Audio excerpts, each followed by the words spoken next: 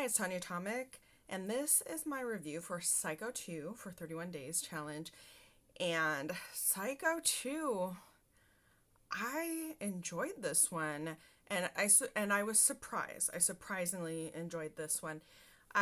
When I was a kid, I sort of had the expectation, I guess, that the Psycho. I remember they came out, and I kind of felt like there was like a zillion Psycho sequels. I mean, I don't even know, I wasn't paying too much attention. I don't know how many there were, but it felt like there was like a million Psycho sequels.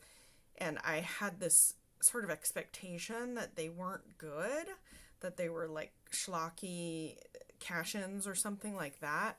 Um, I had no idea, but it just seemed like that to me at the time. I don't know why. I guess because it seemed odd to make a sequel to a classic, um, you know, to me as a kid at the time, Psycho was such a classic and everything, and making a part two seemed weird, as if somebody right now made a Citizen Kane part two. It would feel kind of odd, and you'd be like, I don't know, that sounds like it's gonna be bad, or like, how could somebody do that? What would it be? So that was kind of the feeling I had as a kid. So I just assumed that these were schlocky and terrible. Um, so we watched it. Tom Holland wrote this, and Tom Holland was credited as writing the story to Fright Night 2, which we just saw. And so I wanted to watch this. I'm a fan of Tom Holland. And anyway, I enjoyed it. It was a lot better than I thought it would be. It was really different, but I liked that. The fact that there was the space and time between the first Psycho, there's so many years in between that one and the sequel, lent for it to be different. And I think that worked in this case. I enjoyed Meg Tilly. I find her very interesting, and she's in this. And Anthony Perkins, I thought, did a really good job as, like, his performance was interesting and subtle because he was supposed to have been rehabilitated, or at least stable in a sense, and coming back, getting out of the psych ward, I think, is where he was, and coming back into society because he was in a little more stable place and able to rejoin society. And he comes back, and then he gets messed with, and things go south. It ends up being there ends up being slasher elements to this, but I found that makes sense because the original film also was like that. It had slasher type horror elements to it, and so in that way, I felt it made a lot of sense.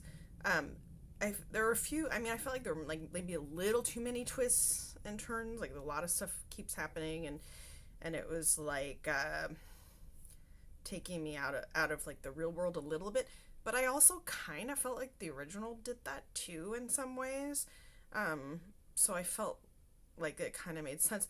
There was a couple things that I was like, nah, I don't know if I'm down for those choices, or I wouldn't have made those choices, but whatever.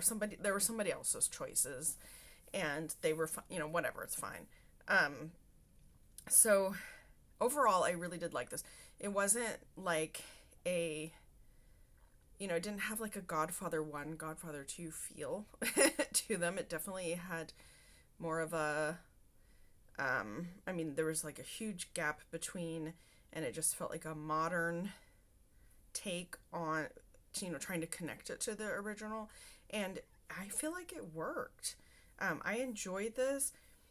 It was way better than I expected. And even though there were certain things that I didn't love, there were other things that I did, and so I felt like, yeah, I enjoyed it, and I would recommend this. I would say, yeah, my only thing is that there was so many twists. A couple of the twists I didn't love, but whatever. Someone else wrote this, so yeah, I enjoyed it. And then we are going to watch Psycho 3 next.